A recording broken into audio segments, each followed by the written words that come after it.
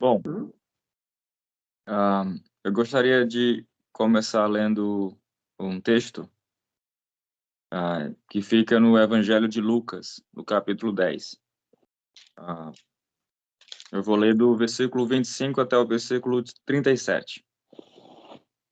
Lucas, capítulo 10, a partir do versículo 25, diz o seguinte: Então se levantou certo doutor da lei, que, para colocá-lo à prova, colocar Jesus à prova, disse: Mestre,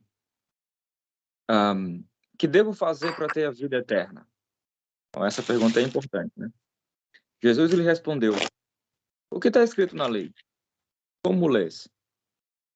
Ele lhe respondeu: Amarás o Senhor teu Deus de todo o coração, com toda a tua alma, com todas as tuas forças e com todo o entendimento. E o próximo como a ti mesmo. Disse-lhe Jesus: Respondeste bem, faze isso e viverás. Ele, porém, querendo justificar-se, perguntou a Jesus: E quem é meu próximo? Outra pergunta interessante. E Jesus lhe respondeu. É uma resposta longa essa aqui, é uma resposta bem interessante. Um homem descia de Jerusalém para Jericó e caiu na mão de assaltantes que o roubaram, e depois de espancá-lo, foram embora, deixando-o quase morto. Por acaso, um sacerdote descia pelo mesmo caminho e, vendo-o, passou longe. De igual modo, também um levita chegou àquele lugar e, quando o viu, passou longe. Mas um samaritano que ia de viagem aproximou-se e, vendo, encheu-se de compaixão. E chegou perto dele, enfaixou suas feridas, aplicando-lhe azeite e vinho, e pondo-o sobre a sua própria montaria, ou seu próprio animal. Levou-o para uma hospedaria e cuidou dele. No dia seguinte, pegou dois denários e entregou-os ao hospedeiro e disse: Cuide dele, quando eu voltar, te pagarei tudo o que gastares a mais. E aí Jesus pergunta para ele: Qual desses três te parece ter sido próximo do que caiu na mão dos assaltantes? O doutor da lei respondeu: Aquele que teve misericórdia dele. Então Jesus lhe disse: Vai e faz o mesmo. Nesse texto aqui, tem algumas perguntas que são muito interessantes e uma resposta que também é muito interessante. A primeira pergunta é: o que fazer para herdar a vida eterna? Certo? É um doutor da lei, né? Alguém que era bem entendido ali da lei de Moisés. E a pergunta dele: o que fazer para herdar a vida eterna? E a resposta de Jesus é interessante. A resposta de Jesus é outra pergunta. Jesus devolve a pergunta. E Jesus pergunta: o que está escrito na lei? E aí ele responde. Duas respostas interessantes, né? Uma resposta com dois critérios interessantes para se herdar a vida eterna: amar a Deus sobre todas as coisas e amar o próximo, como a ti mesmo. A resposta está errada? Jesus diz que não. A resposta está corretíssima. Jesus ainda fala: vai e faça isso. E aí esse doutor da lei, ele pergunta: e quem é o meu próximo? E é muito importante prestar atenção nessas duas perguntas que ele fez. A primeira pergunta é: o que fazer para herdar a vida eterna? E a segunda pergunta é: quem é meu próximo? Geralmente, a gente pensa que o próximo é o homem que foi deixado quase morto, né? No final a gente vai agora passar versículo por versículo nesse texto e vamos chegar até o final e vamos descobrir quem, na verdade, é o próximo. Quem será que é o próximo nessa história? Mas algumas coisas interessantes para se ver no texto é o seguinte: eu vou ler novamente e a gente vai analisando algumas coisas, né? A parte da história que Jesus conta. Um homem descia de Jerusalém para Jericó. O que eu vou falar agora, eu não posso dizer que é exatamente o que Jesus tinha em mente quando ele estava dando essa palavra. Talvez seja, eu não sei. Talvez seja. Ah, mas mesmo que não seja, é interessante lembrar o seguinte: o que que esses itens dessa história nos fazem lembrar pela Bíblia? Jerusalém e Jericó, para começar, né? O que que a Bíblia fala de Jerusalém e o que que a Bíblia fala de Jericó? Jerusalém é a cidade santa, né? É a capital do reino de Deus, onde o rei Davi reinou. E, de acordo com o Apocalipse, a nova Jerusalém vai descer sobre essa Jerusalém que a gente conhece hoje, né? E Cristo vai reinar de lá, né? A cidade de Jerusalém é a cidade santa de Deus. A Bíblia está repleta de versículos falando da cidade de Jerusalém. E a cidade de Jerusalém representa esse monte construído no Monte Sião, no Monte Santo de Deus, representa justamente a presença de Deus. Provavelmente foi ali onde Jacó teve o sonho, naquele sonho da escada, onde ele vê anjos subindo e descendo, e quando Jacó acorda, ele fala, Deus está nesse lugar. E ele constrói um altar ali. Provavelmente é o mesmo lugar, né? A cidade de Jerusalém, ela representa a presença de Deus. E a cidade de Jericó? Né? O que lembra a gente da cidade de Jericó? A cidade de Jericó foi a primeira cidade a ser destruída pelos israelitas quando eles chegaram na Terra Prometida. E depois que as mulheres caem, Josué faz uma profecia. Ele profetiza que o homem que reconstruía as muralhas de Jerusalém não, de Jericó, o homem que construía as muralhas de Jericó vai perder o primeiro filho. O primeiro filho vai morrer. Lembra dessa história? Ele continua essa profecia, ele fala, e quando ele assentar as portas da cidade de Jericó, ele vai perder o filho caçula.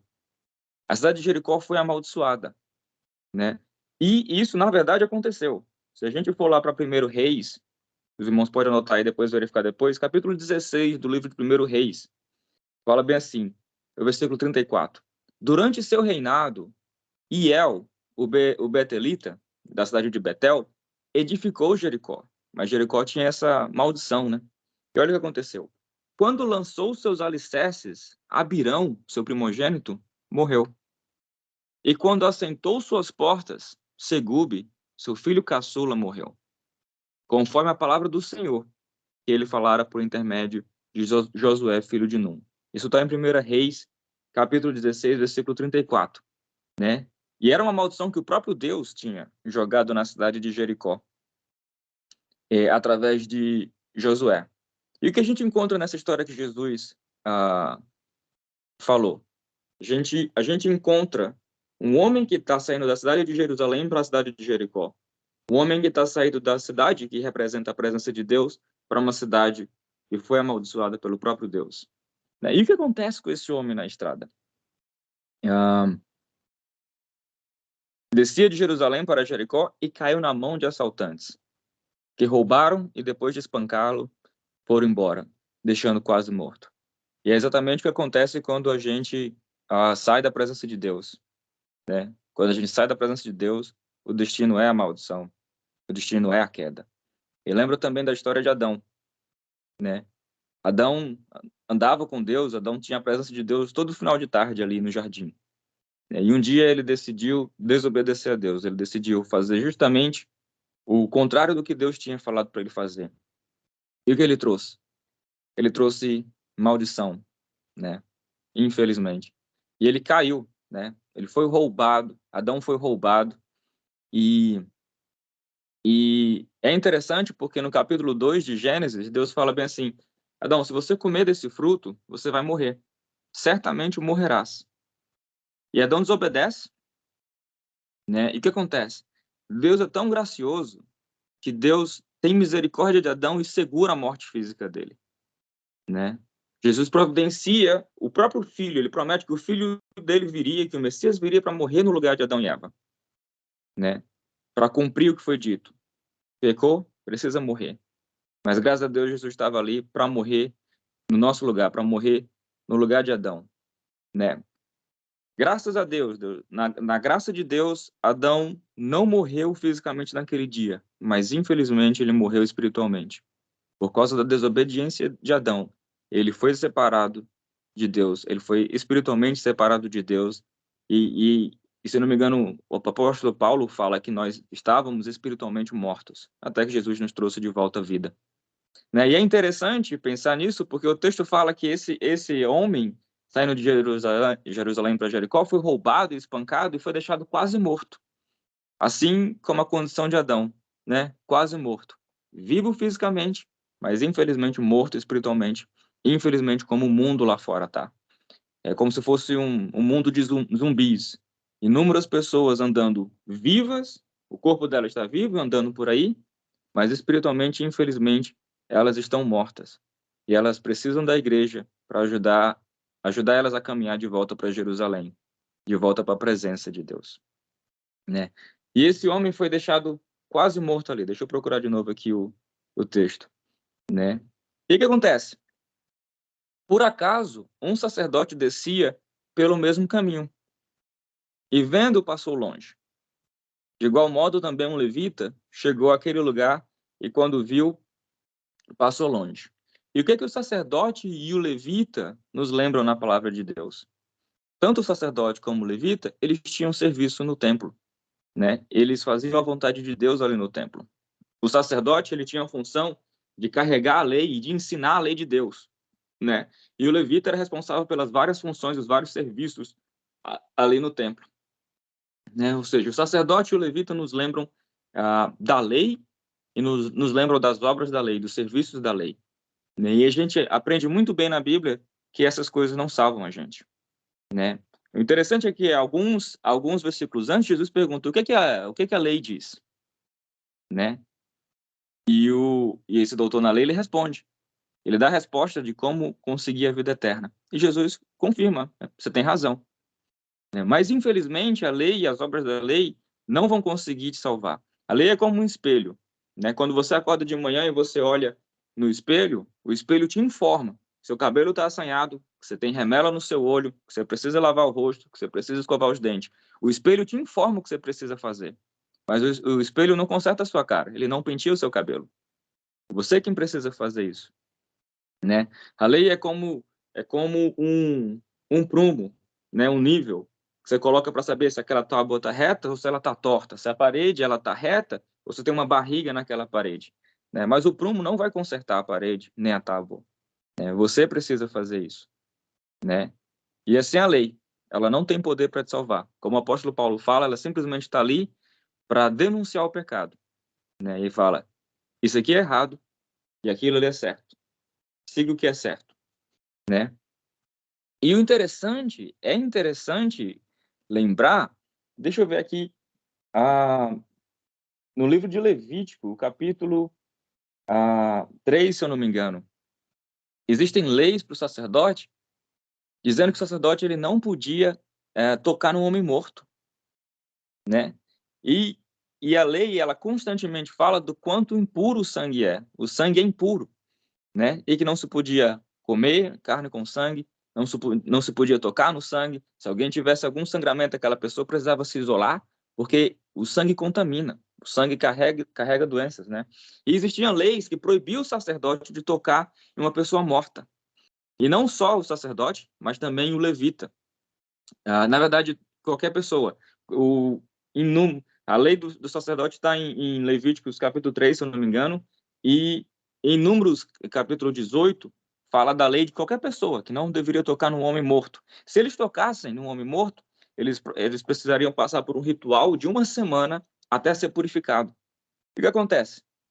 Você tem o sacerdote e o levita que não ajudam aquele homem, porque ele estava ensanguentado e quase morto. É engraçado pensar que eles estavam fazendo a vontade de Deus. Provavelmente eles estavam de serviço no templo, né?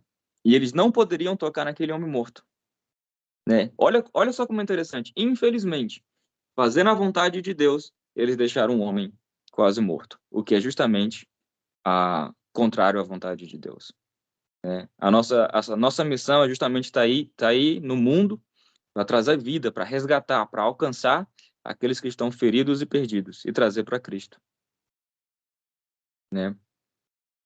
E aí, o que mais que a gente encontra no texto? A gente encontra agora o samaritano. Perdão, voltando na lei dos sacerdotes, é Levítico capítulo 21, né? E Números capítulo 19 em relação a tocar em morto, né? E agora o samaritano. O samaritano é aquele que passa, que ia de viagem, aproximou-se vendo, encheu de compaixão. Chegou perto dele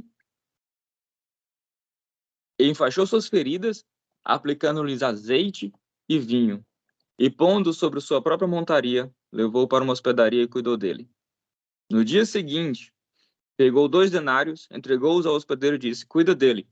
Quando eu voltar, te pagarei tudo o que gastares a mais. Os samaritanos, eles eram... A origem dos samaritanos é uma origem de mistura de povos.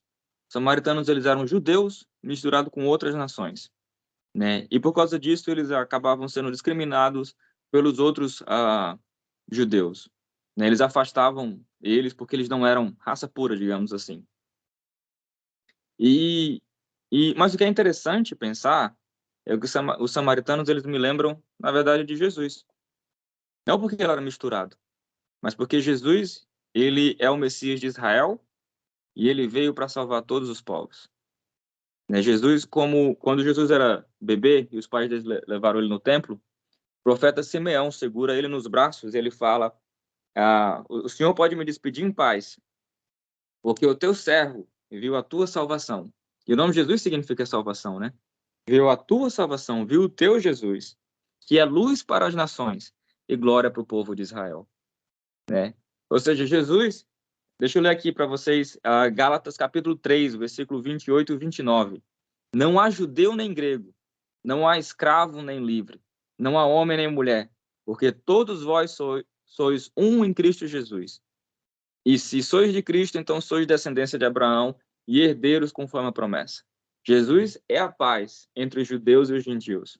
E nesse texto, quando eu vejo o samaritano, que há mistura dos judeus e dos gentios, me lembra de quem Cristo é também.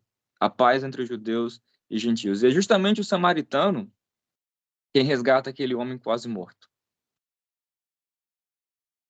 Vamos voltar para o texto aqui. E ele fala: Cuida dele. Quando eu voltar, te pagarei tudo que gastares a mais. E olha só como é interessante. Jesus pergunta: Qual desses 3 te parece ter sido próximo do que caiu na mão dos assaltantes?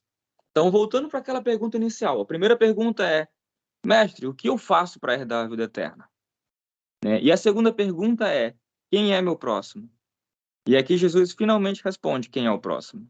E ele responde com uma pergunta: Qual desses 3 parece ter sido próximo do que caiu na mão dos assaltantes? Geralmente, quando a gente lê esse texto, e também quando pregadores pregam esse texto, a nossa conclusão acaba sendo que o próximo é justamente o homem deixado morto.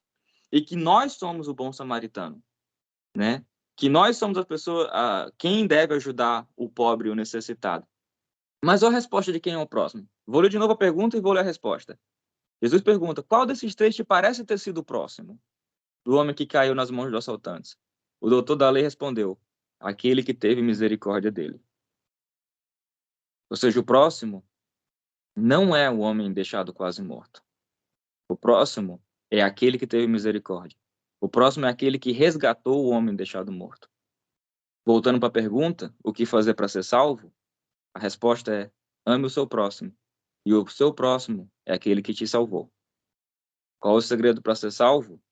Ame aquele que te resgatou. E o nome dele é Jesus. Essa é a palavra de hoje. Agradeço a oportunidade. Amém.